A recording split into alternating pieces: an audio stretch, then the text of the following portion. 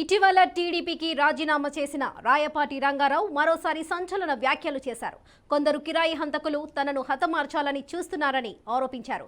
తన ప్రాణానికి హాని జరిగితే బాధ్యత నారా లోకేష్ దేనని తేల్చి చెప్పారు. బెదిరింపులపై జిల్లా ఎస్పీకి ఫిర్యాదు చేశారని తెలిపారు. యువత అందరినీ లోకేష్ పాడు చేస్తున్నారని మండిపడ్డారు. రామారావు మనవడిగా పుట్టి డబ్బుల కోసం పాలకులు పడుతున్నారని ఆరోపించారు. తన కుటుంబంలో కలహాలు రేపుతున్నారని ఆరోపించారు. అమరావతి రైతుల కోసం గతంలో జోలే పట్టుకొని అడుక్కున్న డబ్బులు ఏమయ్యాయని ప్రశ్నించారు. మంగళగిరిలో పోటీ చేసిన లోకేష్ గెలవడని జోస్యం చెప్పారు. ఇక చంద్రబాబు అవినీతి గురించి ప్రశ్నిస్తే రంగబాబు చెడొద్దా అవుతాడా అని నిలదీశారు.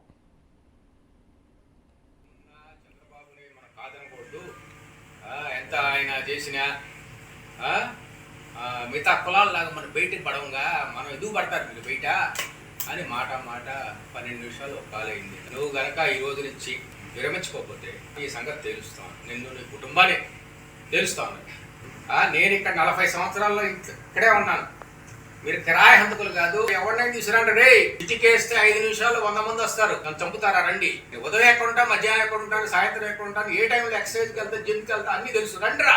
దాని గురించి కంప్లైంట్ ఇవ్వడం జరిగింది. ఎస్పీ గారు, డిఎస్పీ గారు అందరూ సహకరించారు. మీరు ఇన్వెస్టిగేషన్ చేసి చట్ట ప్రకారం ఏం చేయాలో చేయండి. ఆ ప్రాణానికైనా అయితే నారా లోకేష్ బాధ్యత అని నేను పోలీసుకి స్టేట్మెంట్ ఇస్తాను. స్టేట్ పార్టీ ఆఫీసులో చాలా మేధావులు చాలా సీనియర్లు ఉన్నారు.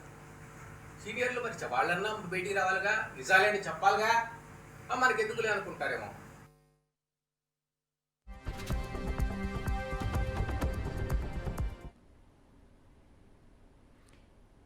ఇక టీడీపీ అధినేత రాయపాటి రంగారావు సంచలన వ్యాఖ్యలు చేస్తున్నారు. ఇక దీనికి సంబంధించి మరిన్ని డీటెయిల్స్ మా ప్రతినిధి గుంటూరు నుండి శ్రీనివాస్ అందిస్తారు. శ్రీనివాస్ చెప్పండి, ఇటీవల టీడీపీకి రాజీనామా చేసిన రాయపాటి రంగారావు మరోసారి సంచలన వ్యాఖ్యలు చేసినట్లుగా తెలుస్తుంది. ఇక దీనికి సంబంధించిన డీటెయిల్స్ ఏంటి? వరలక్ష్మి, ఈ రోజు రాయపాటి రంగబాబు అంటే తెలుగుదేశం పార్టీకి రాజీనామా చేసినటువంటి గుంటూరు నాయకుడు రాయపాటి రంగారావు కొన్ని కీలక వ్యాఖ్యలు చేయడం జరిగింది. ఆయన నన్ను ఈ రోజు వైజాగ్ నుంచి గుర్తు తెలియని టీడీపీ నాయకులు కొందరు బెదిరింపులు మాటలు మాట్లాడుతున్నారు. కిరాయి హంతకుల చేత హతమార్చాలను చూస్తున్నారు. నా ప్రాణానికి హాని ఉంది, దానికి కారణం నారా లోకేష్ అని స్పష్టంగా కూడా ఆయన మాట్లాడటం జరిగింది. నేను స్థానికంగా ఉన్నవాడిని, ఎవరికి భయపడను.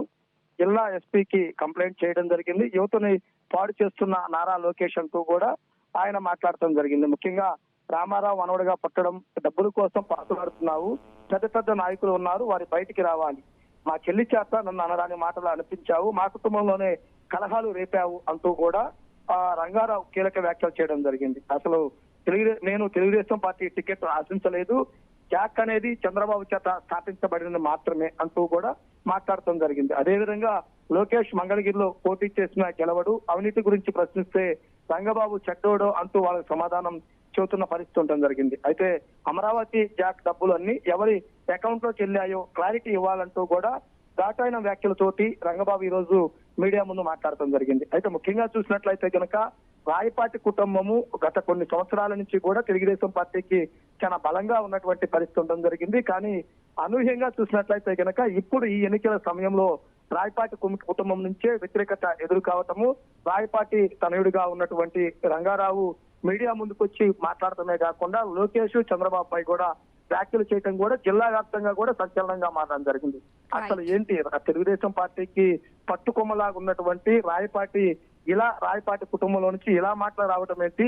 టికెట్ వచ్చినా రాకపోయినా కానీ పార్టీ భవిష్యత్తును దృష్టిలో ఉంచుకొని ఉండాలి, కానీ లోకేష్ పైన చంద్రబాబు పైన ఇలా మాట్లాడటం ఏంటని కూడా ప్రతి ఒక్కరూ చర్చించుకున్నారు.